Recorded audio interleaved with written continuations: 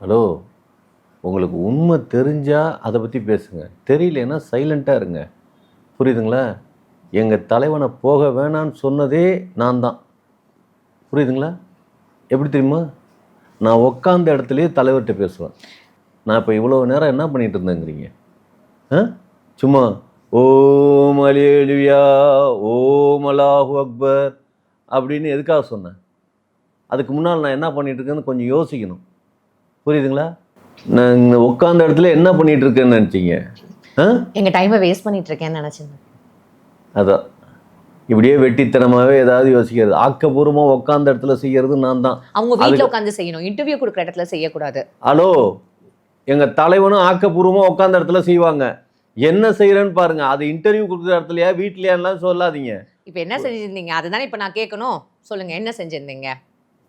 தலைவர் ஆத்மாவை எழுப்பி நிப்பாட்டிட்டேன்.